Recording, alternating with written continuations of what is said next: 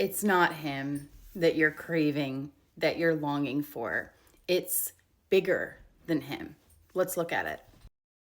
I had a session recently with my therapist that really put things in perspective, things that I've been feeling lately that have kind of been circling around. I still have moments in this no contact journey where the pull towards him gets really intense. That desire to spark up our connection gets really overwhelming and powerful. And it reminds me that my attachment to him is still very much alive within me. And that sometimes leads to shame around not being further along in this journey and not being able to cut that bond just yet. I know why I attached to him so intensely. It was both a product of my own vulnerabilities and patterns and the way that he fed and nurtured that trauma bond through the push-pull dynamics, the hot and cold, the love bombing, all of those techniques that we know that narcissists deploy. What's been more of a mystery to me is the way that my brain clings to this idealized version of him, sort of blocking out all the reality and the facts around what he was actually able to offer me and the fantasies around how things could have been different. There is a logical part of me that knows how these things go. If I were to remove the barriers that I've put in place during no contact, he would definitely contact me. And based on the countless times that I have been through this with him, I can even predict what he would likely say. It would be some generic apology, some version of "I'm sorry," with a qualifier added on there like "with all my heart" or "from the deepest parts of me." And that would probably be followed by some blanket reassurances, "But I wasn't lying about loving you. I did love you." And all of that would feel really good to hear in the moment. But I would feel worse in the days following that communication because there would be no changed action, no changed behavior to back up any of those words. I know how this goes. And yet, in those vulnerable moments, I imagine something different. This idealization is a survival strategy.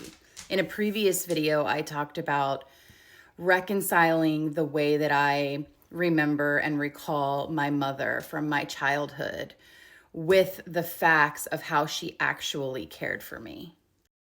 In the formative years of my childhood, it was in my interest to keep that attachment with my caregivers strong, to convince myself, to actually believe that they were a source of emotional safety for me.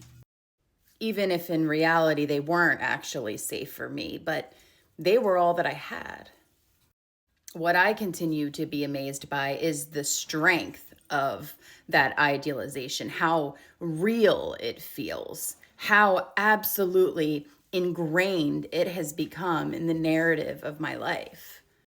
And the same thing is happening now in those really emotionally charged, vulnerable moments where I feel like I'm longing for him. That's my brain looking for emotional safety. It's not really about him, it's my survival instincts.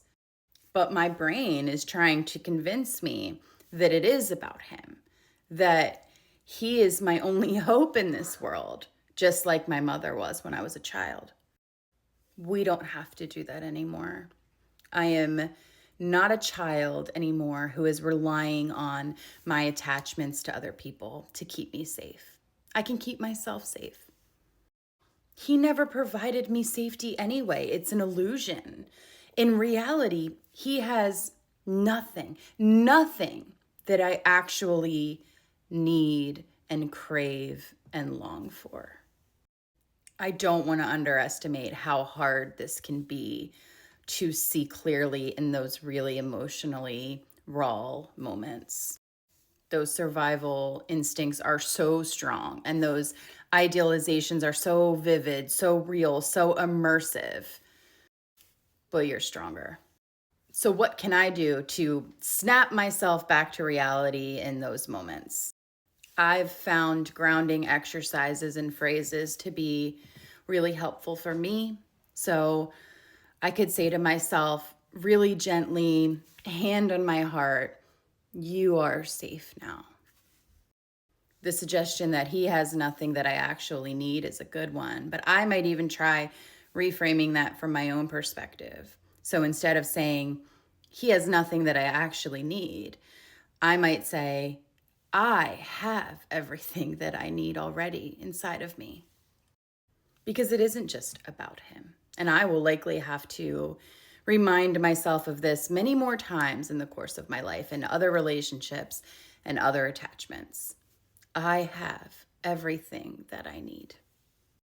And every time we make a different choice, every time that we slow down, that we give ourselves the chance to meet our own needs, we are doing the work.